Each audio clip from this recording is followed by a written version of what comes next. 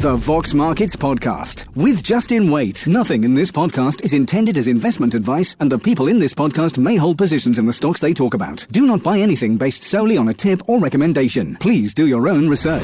Welcome to the podcast on Monday, the 25th of January 2021. On the podcast today, Andrew Knott, CEO of Savannah Energy, talks through their full year 2020 trading update and guidance issued for 2021. Also on the podcast, businessman, serial entrepreneur and high net worth investor John Story discusses three of his investments, which include Escapant, where he's the NED, Zoetic and Gfinity. Plus, Alan Green, CEO of Brand Communications, talks about Watches of Switzerland, Versarien and Lexington Gold. And as always, at the end of the podcast, I have two lists for you. The top 5 most followed companies on Vox Markets in the last 24 hours and the top 5 most liked RNSs too. Plus, as always, if you go to the main page there, that's voxmarkets.co.uk, you see lots of other content.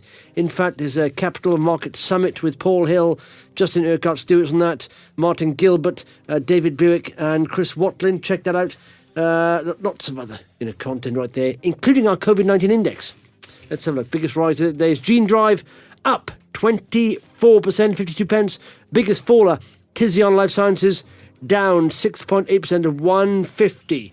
Check that out, voxmarkets.co.uk. Vox Markets is an online community of investors that runs a free mobile and desktop platform that allows you to track news and updates about any UK-listed company, offering RNS push notifications, detailed charts, pricing data, and much more. Find out more at voxmarkets.co.uk/app. And joining me on the podcast right now is Andrew Knott, CEO of Savannah Energy, SAVE is ticker. Andrew, thanks for joining me.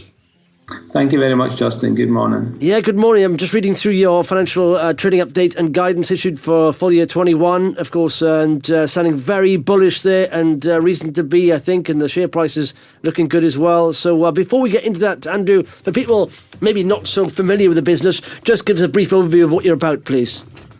Okay, so Savannah is a leading African-focused British independent energy company. We have two projects. One is a highly cash-generative project in Nigeria. The other is an exploration, development, appraisal project in Niger, both of which are very significant for the countries in which we operate, and both of which we have strong plans to deliver significant growth to the business over the course of the coming months and years. Excellent stuff. Okay, so let's get into it. Let's start off with some financial highlights, if you could, Andrew. Take us through some of those. Okay, so this morning we've published the unaudited highlights for 2020. I think the key thing to say is that all of the principal metrics are moving in the right direction. So our total revenues number we've reported up 23% year on year. Cash collections up 11% year on year. Cash balance has more than doubled. The net debt position is reduced by 16%. Our leverage is down significantly. Our interest coverage ratio has improved significantly. And if you take the midpoint of our cost range against the revenue guidance, it's clear that we're seeing an improvement in the EBITDA margin, which was already sitting at 76% in 2019 on an underlying basis. So what we're really demonstrating with this morning's release is that the promises that we were making at the time when we did the Savannah Energy acquisition of the Nigerian business, we're really delivering on. And the metrics that we're reporting this morning clearly and unambiguously demonstrate that. And I think for those that are new to the business, it's probably important to say that our revenues are derived almost exclusively from fixed price long-term gas sales agreements. We have some liquids production, but the vast majority are from those long-term fixed price gas sales agreements. We have a very long reserve and resource life. We have a very long contracted revenue stream, which is a multi-billion-dollar contracted revenue stream. So even if we do nothing, we've got a contracted revenue stream in the billions of dollars. So The company itself as well, we have a very strong track record of delivering projects on time and budget. So once we start something, we've got a track record of getting it done and making it happen. And then the other key aspect is, whilst we have this large multi-billion-dollar contracted revenue stream, we have spare capacity. We have the gas reserves and resources, and we have the spare capacity to go out and source additional contracts and deliver incremental revenue streams to the business. And that's certainly a core focus that we have within the business today. So suffice to say, Andrew, you're feeling quite positive looking forward? Yeah, very much so. I mean, clearly the macro environment for the last 12 months has been very challenging for many businesses. The challenges that we faced in terms of, if you take our main cash flow project in Nigeria, which actually supplies gas to power 10% of the country's power supply, which is not an insignificant undertaking. We rose to the challenge last year. We managed to increase our contribution to the nation's power supply at a time when others reduced their contributions. So we accepted the challenges, we took them on, and we more than overcame them. So I think in an environment where there's less macro pressure, which may or may not happen this year, we don't know yet, but may or may not happen this year, I think the opportunities for us to continue to grow, both in Nigeria and Niger, and West Africa more generally, is clearly, there's clearly going to be many opportunities. Mm-hmm. Yeah, that's huge. When you think about it, providing gas contributed to over 10% of Nigeria's daily average power generation, because Nigeria, they've got like a 200 million population there, haven't they? And it's the largest. It's the largest economy in Africa. Yeah. Yes. So wow. It's a very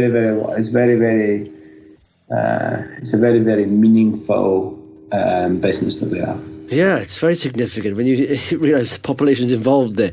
Marvellous stuff. Okay, well, Andrew, as always, if someone's listening right now, likes the sound of, you're talking about the progress you're making here, but are not yet following that story, give them 3 quick bullet point reasons to hit that follow button on your page on Vox and add you to their watch list, please. Yes, no problem. Okay, so look, I think the first thing to say is that the quality of our underlying businesses. So we have a highly cash generative, high margin business in Nigeria, which is generating very significant cash flows for our group. That in Niger, we have a high quality exploration and appraisal business. The R3 East development is going to come in and deliver significant growth for us. So both of those businesses, good embedded growth and fundamentally very, very good assets. I think secondly, the track record that we have of delivering our projects and managing our projects very, very well, I think that's a key differentiating factor. It's very, very clear from the numbers that we have published that we've taken on the Nigerian business and significantly improved it. Mm-hmm. And it's very, very clear from numbers we published in the past that in Niger, the projects that we've done have been delivered ahead of time, ahead of budget. So that is, from a cost control perspective, a project management perspective, I think that is a core skill set that we have within the business.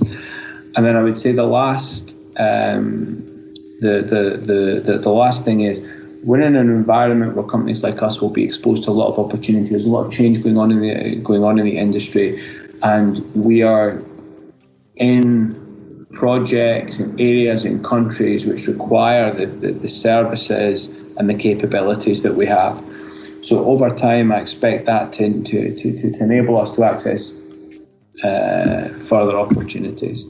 But to be very, very clear, our core businesses have very significant potential already embedded within them. Marvellous stuff. Andrew, good to chat to you, and hopefully we'll catch up in the not too distant future. Thanks very much. Thank you so much, Justin. The Vox Markets Podcast with Justin Waite. And joining me on the podcast right now is investor, businessman, John Story. You're right, John. Thanks for coming on the podcast. Yeah, good morning to you and all of your followers. Yeah, well, do you know what? I'm good. Yeah. I'll tell the backstory of this. I think it was doing last year sometime where I was travelling. We stopped off a service station, and there was social distancing in there and all that. We had masks in the service station. So I remember that. A phone call from Graham, who we sort of both know as a broker, and said, "There's a guy called John Story wants to have a chat with you. He liked your video on Gfinity." And I said, "Okay." And I thought, where do I know they would name John Story from? I know the name John Story, and I didn't know why I'd known your name. And I realised I'd seen your name pop up in RNSs as a significant holder. And Graham said he's quite a big guy in the market, so he takes some big chunks. And I thought, oh right, I've not talked to you before. And so it turns out you're Gfinity, and you suggested some other companies, and you said, I'll have a look at Escapement a while back. This was before you became NED, and you said, I quite like this company, but it's been bashed down due to COVID. Have a look at it.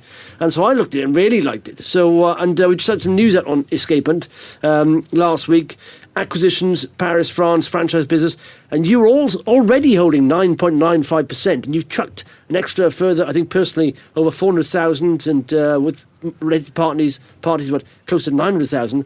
So first of all, John, thanks for coming on, and thanks for telling me about Escapement, but why do you like it so much? What's your thoughts on it, and going forward here? Well, the first thing I'd say, Justin, is it's very rare for me to join the board of a PLC. There's quite a lot of disadvantages to being on the board, and not too many upsides. But in this particular instance, I've got a background in real estate, and the thing that really caught my attention with Escape Hunt is there was a golden opportunity presented by the demise of retail, bricks and mortar property, for them to acquire sites that previously were absolutely out of reach.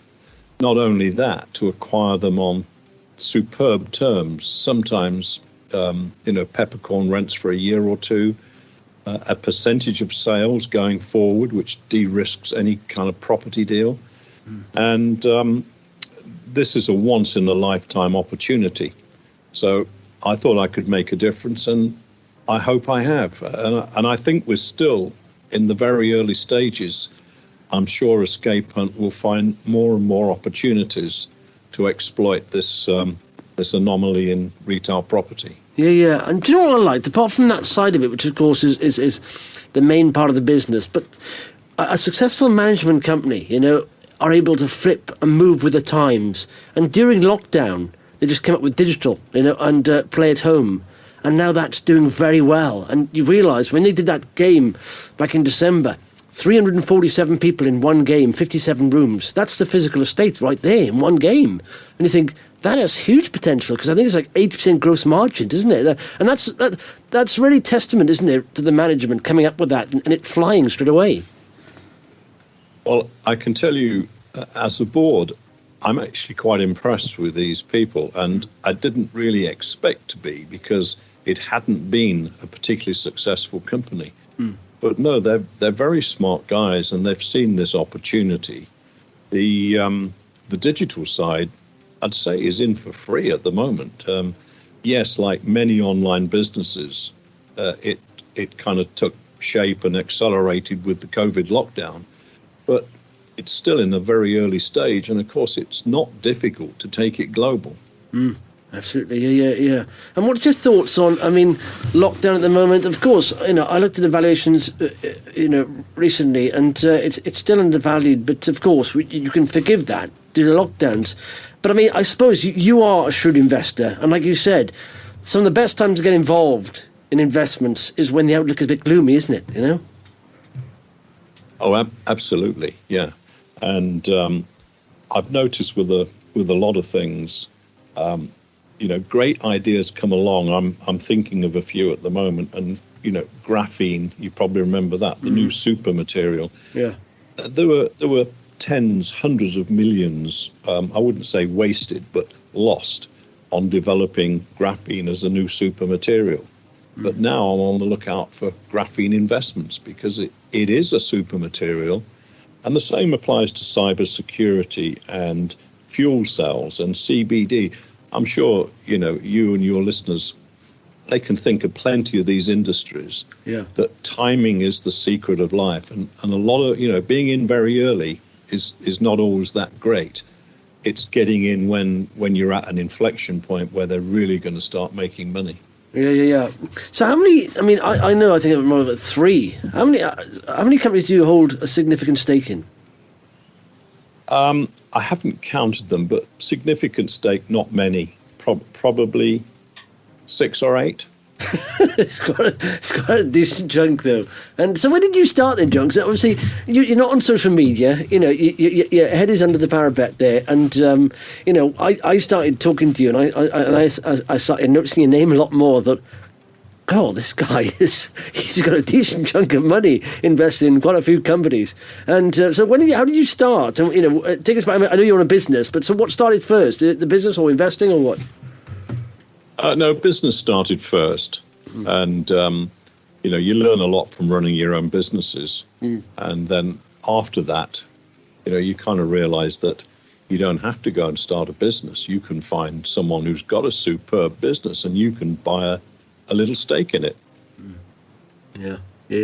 And then what was what was your first when you started in the markets? Most people start at, you know, bigger caps, and that is that how you started? No, I've always been at the small cap end of the market, where I think you stand a chance of finding companies that can, you know, that can go up multiple times. And okay, they're riskier, they're hard to find, but it's worth the search in my book. Yeah. Absolutely. And now, so as far as escapements, what's your thoughts? I mean, you've got to be, obviously, you know things, you know any deal you can't say things and that maybe you know that we don't know, but what's your thoughts of the next sort of, you know, maybe, because I always tell people, you know, all the lockdown, it's going to end next 2-3 months, and then you've got to look at the potential going forward. You're 6, 12 months, 3 years down the line. What's your thoughts further down the line for Escape Hunt? I think Escape Hunt are in a really good place, and as the lockdown lifts, the restrictions are released, I think you're going to see them doing exceptionally well.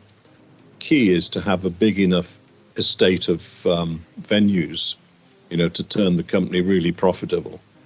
And they're there now. They've got enough. And with, as I said, with the demise of retail property, there are enough super sites that they can get on fabulous terms. So they're even, you know, they become even more profitable. Yeah. The deal we did last week was to take over our French and Belgium distributor. We took them over on EBITDA of 1. I mean, you know, that was a sensational deal. We didn't get much in the way of share price appreciation on Friday, but then it came out, unfortunately, a few delays, it came out late in the day on Friday. Not the best time to RNS good news. But, you know, there's investors are picking up on it today, and I think they'll continue to do so for a few weeks. Yeah. And the company, the board, are very ambitious, and they see the opportunity in front of them, both the digital side, which is in its infancy, and the, you know, and the bricks and mortar side. Yeah. We've got franchisee in America already, so that will start to expand. The world is our oyster. There's a lot of opportunity. Yeah. And you know, I said on the weekend video that I did covering it, I said, this is probably the only leisure company out there expanding in lockdown. You know, literally their physical site's gone up by 64% since March, before March last year. And also their expanded digital side. And so that is unknown because most leisure companies are suffering and in fact cutting stores, cutting outlets, you know, laying off people, whereas it's the opposite. And they're doing what you said, you know, taking advantage in a downturn. And they'll come out stronger, and that's what's impressive, I think, you know? That's the time to do it, isn't it? Yeah. Another company you talked about... Yeah, do you know what? Let's talk another company. I know you're very enthusiastic of another company, and I missed out here, but you say I haven't missed out, but it's Zoetic. And I've had the guys on the podcast, the previous CEO, and in fact the incarnation before that, because it went from oil and gas pretty much into CBD. Zoe is the ticker there. But they're up now. They've risen. This is one of the... there's not a lot of noise about this stock when I see social media. But if people look at the chart, it's done phenomenally well. And it's done like... if you look... I mean, there's a chart here. It's 8 pence. Now, it was back at 10 pence in August of last year. It's now 80 pence. So So it's an 8-bagger there. So what's your thoughts there? Because now the market cap is up there. Why is this going so strongly? 158 million market cap. Why is it going so strongly? What's your thoughts, John? Well, when I first came across it was only about a year ago, about this time last year. And, Nick Tulloch was running the company then. He's an ex-stockbroker. He'd seen the opportunity to buy out Zoetic, which was in its infancy as a CBD company. CBD is the kind of safe side of the hemp and marijuana family, and it's not. It's been classified as non-narcotic recently by the European Court. So people can take this product, they can drive the car, they can work machinery. It's absolutely safe. But the product itself is extraordinary. I mean, it was first discovered in about 1940. Yeah. And I've got to say, I didn't believe the claims. It cures everything from insomnia, joint aches and pains, even cold sores and headaches, and the list goes on and on. And you've probably seen that the THC, that is the psychotic type side of the plant, is now being used extensively in medicines. There's going to be an explosion of that as well. But I see the CBD market, it's just starting out. People have said to me, well, cannabis has been and gone. Yeah, the growing of it has. Everyone jumped on that bandwagon years ago, and many of them failed. There became a glut of product. But these guys that Nick introduced into what was Highlands Natural Resources, they are really knowledgeable. They've been working with the genetics of the plants for about 10 years. They also have 3 patents on how you extract the CBD isolate. I'm not a chemist, but apparently that they do have some very valuable patents on this. And they're producing various products under 2 brands. One of them is Zoetic, the company name, and this is oils and tinctures and creams, which are winning awards all over the place. But I didn't so much concentrate on that side. Is what interested me was the CBD smokes. These are a cigarette infused with the CBD isolate.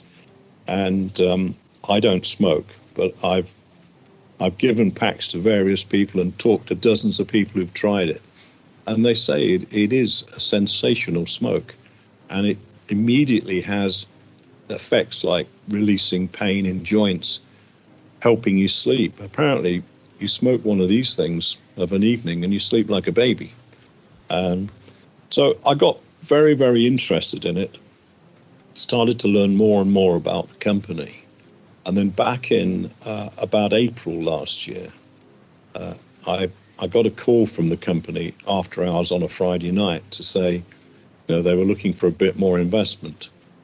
Not a huge amount. I think it was about 350,000 sterling.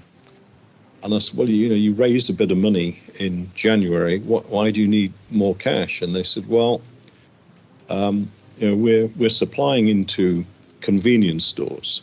A lot of these are gas stations across America. And we've realized that we need a point of sale display. If you're in a gas station and you're on the shelf somewhere in the shop, the majority of people go in, pay for the petrol, leave the shop. They don't even see what's on the shelves. But if you can have a little point of sale display by the till, everyone's going to see it, and a few people are going to try it. And this is how you kind of build a customer base without spending a penny on marketing. They wanted to buy some stands, and so I said, well, that's a lot of stands, £350,000. He said, well, our first deal is 6,000 stores. And I was sitting in my office, and they'd already announced back in February that they were selling 2.5 packs of their smokes and 2.5 packs of their chews. This is like an alternative to a tobacco chew, which may not be that big in the UK, but it's huge in America. I just did the maths and thought, they're going to be making $20, $30 a day per store, 6,000 stores. The numbers are huge. So I gladly invested. And that's the stock, I think, was around 10p then, you're right. And it has run to about 80p today. But you know what? I'd actually say they're far cheaper today at 80p than they were in those early days when I invested around 10p. And I didn't stop investing. I'm still investing now. I still think this is a stock that the sky is the limit. You may or may not have noticed that vape company called RLX listed on Friday, and the stock went straight to a valuation of $46 billion. Now, vapes are in a downtrend. The vape market is kind of, there's been multi-billion-dollar companies formed on the back of vape, but now people are deserting vape or CBD. CBD is far healthier. I'm not for 1 minute promoting it as a healthy product. You still smoke it, but it hasn't got nicotine, it hasn't got tar. It's made of herbs. I'm told they taste great as well. But people that enjoy smoking enjoy that actual habit of lighting up a cigarette and inhaling, the hot smoke. So CBD, not by me, by many analysts now, is predicted to be the fastest growing market in the history of world economics. That's a pretty punchy claim. Yeah. And they're talking about it being $25 billion, or is it $1 trillion in 3 or 4 years' time. So it's going to be a massive market. And this little company, which, as you mentioned earlier, it's just subterranean. It's unheard of. There's no broker research. I've never seen a word written on them in any newspaper or, investment magazine. And that's why I think it's got the potential of being a real unicorn or a multi-billion-dollar business. Yeah. Well, let me play devil's advocate, because I like an investment. And my issue is, when I do a search for CBD smokes, there's quite a lot of people out there doing them. And I think the market seems very busy at the moment. And also, like I said, you've got excellent distribution deals. I have no idea how that translates. I'm a guy that needs to see some figures, and I haven't seen any sales figures yet, so I don't know how that's going to translate. But they've got some brilliant distribution deals with a lot of outlets, like you say, across, in fact, US and Europe as well now. So I don't know how that's going to translate. But will it support? I mean, let's say that you can value them on 5 times revenue, for example, which is quite high. They still need to be doing 25 million a year to support that thing, or even, and that's so. Haven't they risen very quickly? I mean, when are we going to see some sales figures yet? And what about the competition? Let me talk about the competition first. There are a lot of people making, not a lot. There are a few people making CBD smokes. I've had the company test a lot of these smokes that I've seen advertised, and every one of them so far has proved to be non-compliant. There's a lot of legislation related to CBD, and the 2 chief execs that run Zoetic have really deep knowledge of the compliance issues, all the regulatory hurdles, not just in the United States, in Europe and many other countries. And this is what sets them aside. It's their USP, if you like. The store groups they've won, and I've asked them the question because they have outperformed my best expectations, not in terms of sales. Sales are yet to come, but the distribution deals they've won, I've been staggered. You take a brand like Juul, that was one of the most successful vape brands in America. They worked for years to get a trial with ATAC. That's this store group that's got 88,000 stores across every state in America. And the guys at Zoetic approached them with their product, and the vetting period took 8 or 9 months because they go very deeply into both the company and the products, and particularly something like CBD, there are compliance issues. And the 2 chief execs, their aspiration was to get a trial in maybe 500 or 1,000 stores possibly. And to their surprise and my astonishment, the company went straight for full distribution. It said, no, we want to introduce you to all 88,000 stores. And that's going to take time. It will take 3 or 4 years to roll out to 88,000 stores. That's an enormous number. And if you do a little calculation of 3 or 4 packs of each per store per day, you're getting over $1 billion of profits, not sales. These are profits. And they're in New Age Bev as well, which is another high-profile US company. They've checked them out to the nth degree before they adopt the Chill brand. And likewise, the European distributors, they're big companies. They've got a lot of reputational risk if they sell a product that is non-compliant and causes their retailers a problem. But they've signed up 2 distributors covering 17 of the main European countries. So in that short space of time, they already have pretty much full distribution across Europe and full distribution across the United States. And I can't see what's going to stop this little company from growing their profits to in excess of $1 billion. Yeah, it'll take 4 years, 5 years maybe. But I look back at things like Fever Tree. Incidentally, I'm not that smart. I missed Fever Tree. I didn't believe they would ever take market off people like Schweppes. Yeah. I was totally wrong. They came in with their flavored tonics and they took the market by storm. They became a £4 billion company quite quickly. And I think Zoetic's in a similar position, but their market's 100 times bigger. Yeah. But you know what? I like it, and I trust you completely.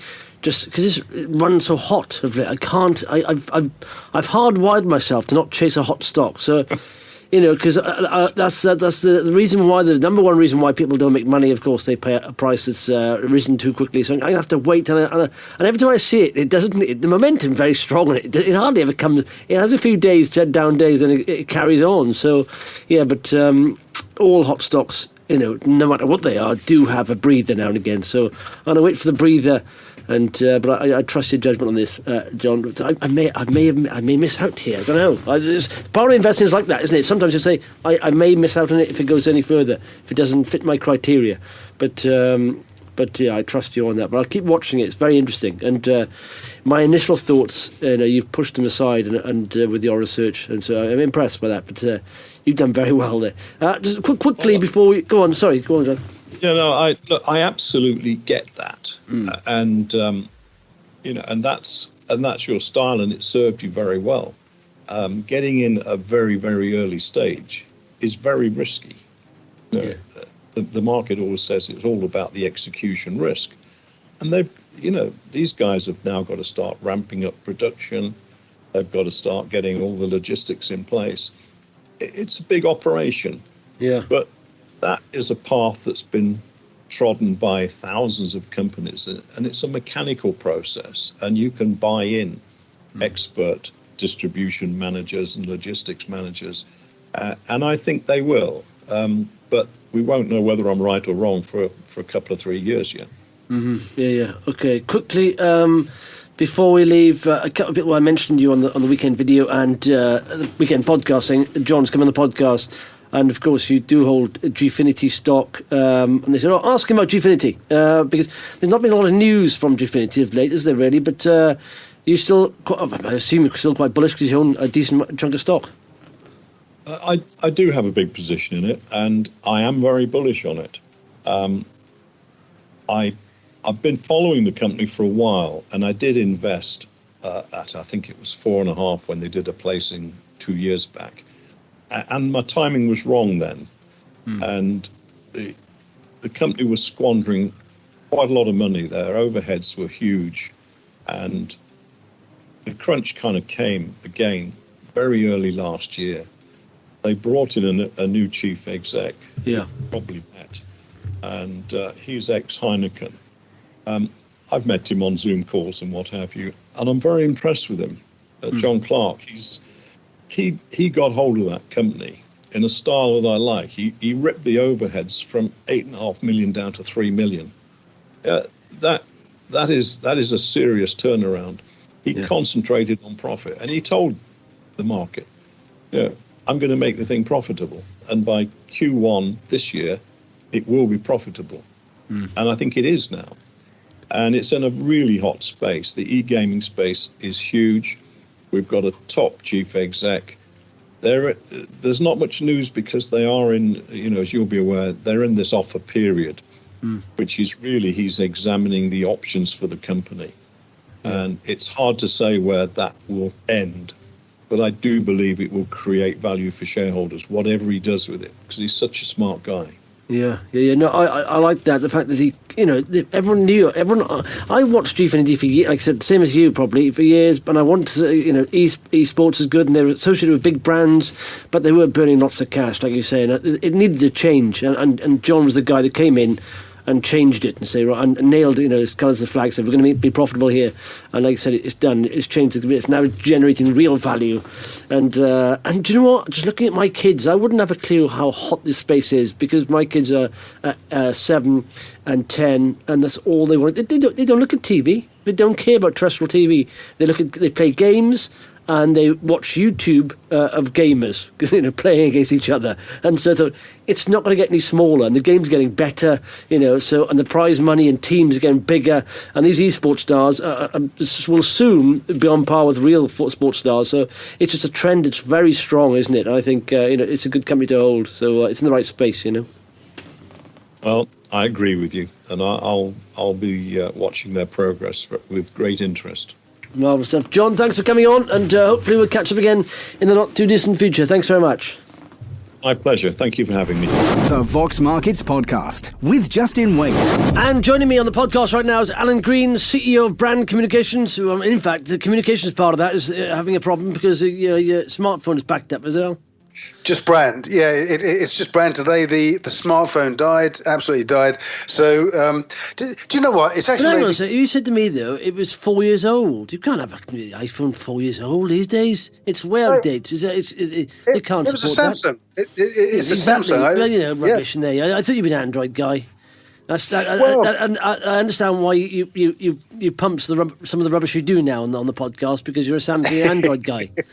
You've got to be a top... I think you're in a brand, and you go, iPhone, surely. That's the brand. Apple. What I think is just, I'm a contrarian investor, because I'm talking to you, I'm actually doing the podcast on my iMac. Sitting next to me on the desk as well, I have my MacBook Air.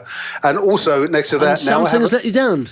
Yeah, Samsung's let me down, exactly. So I now have this old BlackBerry, which I just keep as a spare.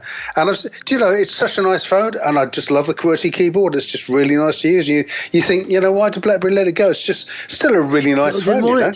People didn't want it. They just couldn't. It wasn't very adaptive. That's the trouble here. Tech moves fast. You can't have a 4-year-old phone. You might as well just, you might as well use a brick or something. It doesn't work. You got to move on every couple of years, really, haven't you? It is weird though, isn't it? I'm looking through all the icons on the BlackBerry and they look so dated, But the Samsung, was up to date, and I've just actually, there's a new one on its way, which a phone is a phone is a phone, isn't it? Really? And then. No. Okay, maybe not right, but when you look at the tech, yeah, maybe it's moved on, and I think this one will be better, and once I get everything loaded back on, then it's back to normal. But it's weird, because normally I'm sitting there and the WhatsApp's pinging away and stuff is going on, but no. Let me ask you a question: why didn't you go with an iPhone then? Why did you go with a Samsung? Because you got iMacs and stuff and all that, It's a weird thing. My wife has an iPhone. The rest of my children have got iPhones. So they're all kitted out with them. But I think I was going to go for it, and then somebody had a Samsung. I said, well, before you do, take a look at this, because I had the BlackBerry before that. So I looked at the Samsung. Was the person who said that a Samsung dealer? No, it's a friend. It's a friend. And he's had iPhones too. He just said, well, what do you think? And I just really like the way it works. And the camera is superb on the Samsung. Really, really good. And also I found it integrated quite well. I integrated the diaries and everything, no problem at all. So I'm sure once I get the new one through, it'll be fine. But so there you go. So I'm just brand today, not a bit down on the communication front, but normal service will be resumed. Right, let's talk about stocks. What's the first one up? Well, we spoke about this. I've got written down here on the 24th of February 2020, and I think we have done a review on it since, but in any event, I'm going to discuss it again because they've delivered a remarkable performance throughout the year. The company is Watches of Switzerland, WOSG, and so as the name implies, these are luxury watches. They're a luxury watch retailer in the UK, and they have a presence in the US as well, across selected US regions. Something like 140 plus branches worldwide, and they've recently opened up a Rolex room at one of their stores in London, as well as several other stores to boot. And of course, they retail Rolex, Cartier, Omega, Tag Heuer, Breitling, and so on and so forth. Swatch, yes, that's right. Yeah, but they have outlets. They have outlets through all the major jewelry store channels, and of course their concessions in store as well in some of the larger stores.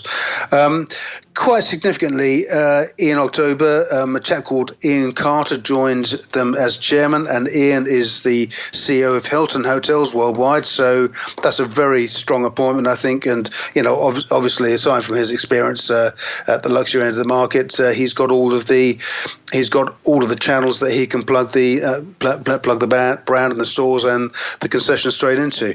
But I think what's impressed me most is the financial performance of the group throughout the year, and it's worth bearing in mind at this stage that when the company started out, major shareholders got involved straight away. So you had BlackRock taking 7% stake, Apollo Management took a large stake, JP Morgan have recently come on board with a 5% stake, Ameriprise have come on with a 5% stake. So really strong institutional holdings in this company. So when COVID first hit last year, the company, the full year ends on 26th of July, and the company said its revenue guidance, or retains its revenue guidance, around the 809 to the 812 million mark. Actually came in on the year with 810 million, recorded strong trading through the year, and EBITDA grew 13.5% to 78 million sterling. And indeed, quarter one at that point, the revenues had fallen, but the company was still very confident of the outlook for the full year, and they were projecting revenues of 840 to 860 million sterling for the year. At that stage, debt was between 90 to 110 million, so quite a high sort of debt mountain to negotiate as well. But there was also 110 million of headroom with various lenders. So we progress through the year. We get to quarter one. We get to the quarter one numbers in October. The actual results, and they projected 151 million. The actual result came in 20% higher at 202 million. During that time, they'd also acquired another US retailer, Analog Shift, a purveyor of vintage watches. Revised the revenue outlook for the year to 880 to 910 million. EBITDA flat, and also debt around the 80 to 100 million level as well. Trading momentum was really improving, as noted by the CEO Brian Duffy. We then come to December. We have the first quarter one update. Robust first half, 414 million. EBITDA up 26.6% to 52 million. A pre-tax a pre-tax profit of 36 million from a 9 million loss previously. But what's most impressed me is the debt has been reduced from 92 million to 22.5 million. So that's a massive performance. And if you look at the share price performance of the company, literally since March, when everything fell last year, it's just been top right-hand corner stuff all the way. And when we first spoke about it, the company had a valuation of 900 million. It's now got a valuation of 1.5 billion sterling. Shares are trading at 645p, just off the year low of 680p. But again, Brian Duffy, looking forward, said that the revenues had grown 12% in the 7 weeks to December the 13th, opening up new London stores. So the company has been a real cash cow during the lockdown and COVID, and they're very bullish on the outlook for 2021. Also, of course, they're retailing online too, so that helps. But you would think a store like this would be much more affected by COVID, but a really strong performance, and I think still a very investable proposition. Again, see the dash for cash there. It's all about timing, especially with watches. It is, yes. I see what you did there, Just. Do you know what? It struck me. If you work for them, you could never be late, could you, for work? You could never be late for any meeting at all. It'd be dreadful. And he said, "You've got a watch. Don't say you haven't got a watch, because you have. Should have been here beforehand." So it's you could say, well, I've actually got this. I spent all my life savings and bought from your store this vintage timepiece, which actually loses about 5 minutes every couple of hours. But I love to wear it because it's so valuable. That's why I'm late for the meeting. You could say I spent so much money on this watch to sell my car. I'm using public transport now, and it's hard work. So, cool. Okay, yeah, they've done very well. Look at the chart from the dash for cash. Went down to around about 170 odd. Now it's at 645. That's not 6:45. That's not the time, by the way. It's not 7:15. That's the price. 6:45. Cool. Come on. What's next, Al? Righto. So we have spoken about Versarien on numerous occasions. Just want to speak to them following the half-year interims, and it's interesting to note that Versarien generates a variety of opinions across the financial community. Some good, some bad, and some journalists and some market commentators in particular are absolutely scathing of the board and management. But nonetheless, I think the technology is very important. It's going to be Why are they key. scathing? Well, I think there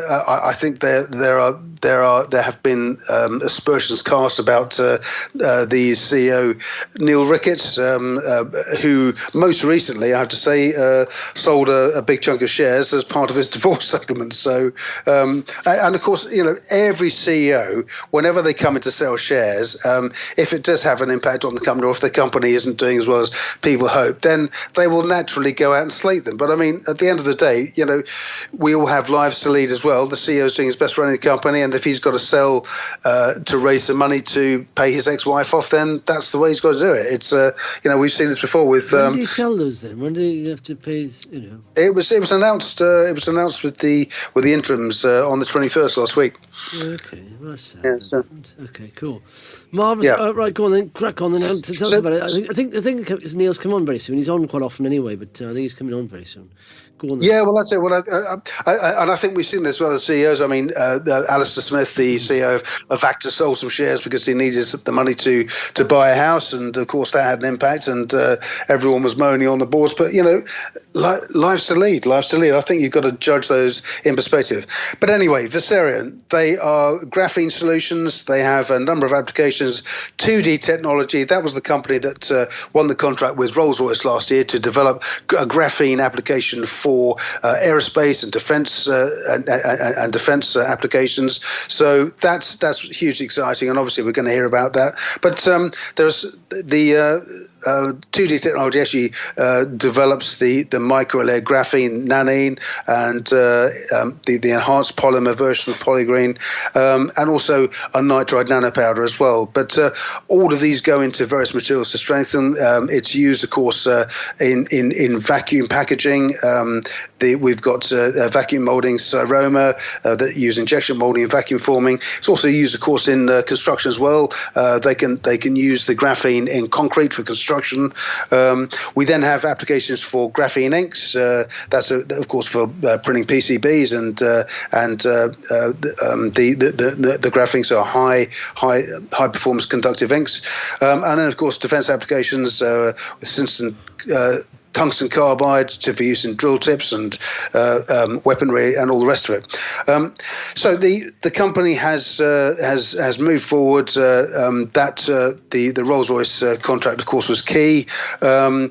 We then discovered last year in November that the Ankara University in Turkey had undertaken some research and discovered that graphene actually inhibits viral infection. And of course, it possesses antiviral qualities when doped with metal oxide nanoparticles, as developed by 2D Tech. And from that, of course, there's a potential application for COVID, for masks and applications in that area. The company won a $2 million product development agreement with the MOD in November last year as well, and they appointed Stephen Hodge, who was former head of research, as Chief Technology Officer across the group in January too. So on the interims, revenues fell to $3 million from $4.5 million previously. Graphene sales rose to $350,000 from $70,000. The company's got $2.5 million cash at the bank, larger loss before tax, but it's also made a number of steps forward, acquired the IP from Hanwha Aerospace in South Korea, and indeed the company said that it expected to see significant commercial progress in 2021. So Versarien, work in progress. The shares are somewhere in the middle of the recent trading range at 56p, gives it a value of 106 million. So we're looking forward to a strong year for Versarien, VRS. Well, we're looking forward to a strong year in every company, aren't we? Really? Oh, we are indeed. Yes. But I think Versarien's probably got a lot to prove to investors. But I think I hope we're going to hear some news on that Rolls-Royce development before too long, because I think that could be key. And obviously, the potential range of applications for graphene is enormous, and it can be used in so many areas. Lightweight, strength for construction, for vacuum forming, and all sorts of applications. Yes, and probably in watches too. Yeah, maybe in watches. Yes. Cool. All right, marvelous stuff. Anything else, Al?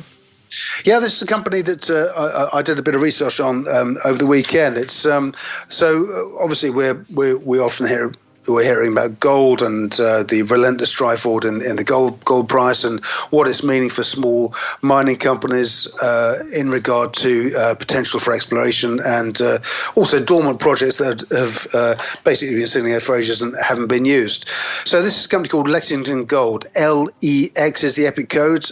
Shares are trading at 3.9p, just off year highs, giving it a market cap of just on 10 million at the moment. The company changed its name from Richland Resources in December, and it then acquired 51% ownership of 4 gold exploration projects in South Carolina.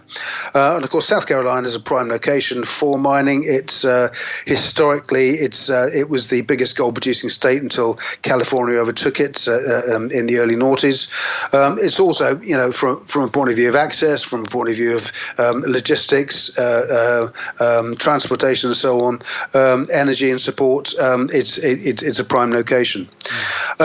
So it has this joint venture, 51% ownership. The other 49% is owned by a South Carolina-based company called Uwari Resources, and the area or the projects have potential for a number of reasons. There have been a number of projects developed and sold off recently, but the most notable one is the Haley, spelled Haile, the Haley Gold property in South Carolina, which was bought by a company called Remarco in 2007. It was called Haley because it was discovered by a chap called Ben Haley in 1827. They attempted to mine it, and there's been various activity throughout the 20th century. But it's really only 2007 when Remarco got involved using modern mining methods that they realised there was an awful lot there. They developed the asset and then sold it lock, stock and barrel to Oceana Gold for $856 million in 2015. So that was obviously a huge return for the shareholders there. So in the area, you've got the Haley mine, which is 4.5 million ounces, troy ounces of gold. Ridgeway, which is 1.5 million ounces, which is owned by Rio Tinto, and the Barite Hill, which is 600,000 ounces of gold. Now, there are 4 projects, as I say. I'm not going to go into all of them, but they're called the Jones Keystone projects, of which there are 3. Then the Jennings Pioneer project, Carolina Bell, and Argo projects, all of which are at various stages. But the Jennings Pioneer project is the one where there's activity at the moment. The Jennings Pioneer project was discovered many years ago, and it's approximately 600 metres from the Barite Hill mine, which of course is the 600,000 ounce mine I mentioned. From a geological standpoint, it's potentially a satellite deposit, and Jennings Pioneer has also yielded the best grades from sampling across the block of licenses and projects that are owned by Lexington. 92 grams per tonne is the best return there. So currently there is a helicopter electromagnetic survey underway this month. Last month it's been completed. Processing, modelling and interpretation from that are due in a month or so. It's the first time such a survey has been conducted in the area, but it will lead on to further surveys in the first half of the year, being further aerosurveys being flown over the other projects. So it's in the ground. Clearly, the projects are at various stages in development. Very strong board. Ed Nealon is the chairman, 46 years experience, founder of Aquarius Platinum and co-founder with Melissa Sturgis, who you'll know, Just. She's, of course, for Ananda and Aquarius Platinum. So Ed Nealon and Melissa Sturgis co-founded Sylvania Platinum as well. Bernard Olivier is the CEO. He's 13 years experience in the industry. Worked at Tanzanite One, of course. He was also on the team at Besant Resources. I said Besant. You said Besant, do you? Besant. Yeah, Besant. Okay, Besant. Besant Resources. Besant. Okay. Besant. Okay. So Bernard Olivier was on the team responsible for developing the JORC resource in the ground of 3.9 million ounces of gold. So a very strong team, and right at the beginning of its curve. Interesting point. I was talking to somebody in this industry on Friday, and we were saying that a few years ago, if you were looking at a micro cap resource company, they'd normally be around the 2 to 2.5 million mark. That will be the start point. That seems now to be between 7 to 10 million, and that just seems to be the norm. And that's on the back of the rise in precious metals. So if you take that yardstick, we've got Lexington valued at just on 10 million sterling. So a very good starting point for high potential projects in South Carolina. Yes. Right. Yeah. Not for me. Thanks, Al. Thanks, Al. Not for me. Thanks very much. Lovely. I'm out. Not even with the Besant connection? No, not even that. Okay. All right. Well, there you go. I don't even remember what was the company? Lexington Gold, LEX. That's plenty there. That's plenty. Yeah. No, listen, the gold is good play. All these days, I think I'd be more... I'd prefer to buy Bitcoin, I think, rather than gold now. Well, Bitcoin, gold, gold, Bitcoin. You've got to... What are you doing there? Are you just saying one and then swapping it around for the other? What is that? I think Bitcoin, gold, Bitcoin. Yeah. Gold, Bitcoin, gold, Bitcoin. Well, you can actually get to there is a cryptocurrency that it's called gold or crypto gold or something, and I think there's some. Yeah, that's something to try to cash in on the both of them, isn't there? Yeah. Well, you've got to have a position in both, I think. But what percentage of your assets you put into those, obviously, only you can decide, dear listener. Yeah, okay. Lovely stuff. Al, thanks for that. And we'll speak you next weeky, unless we all die. Well, I hope we don't, Just. Very happy to say that my dear parents are going to receive their jab this week, which is excellent news. So we are progressing. We are being vaccinated slowly but surely. Yeah, well, do you know what? A friend of mine, in fact, on the weekend podcast, Steve, his parents in Cardiff heard that there was a spare Pfizer vaccine going. So they queued up down not far from them and got jabbed straight away. Did no appointment.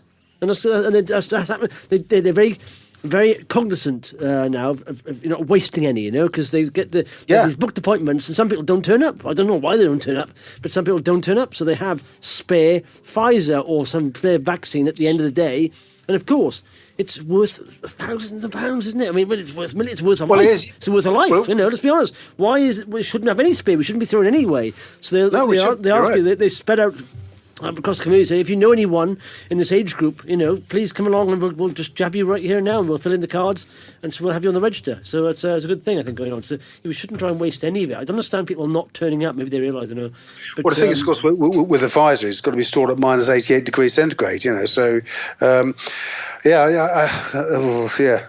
mean, I have to say, I'm slightly concerned. I would be slightly concerned to have something that has to be stored at minus 88 degrees centigrade injected into me. But there we go.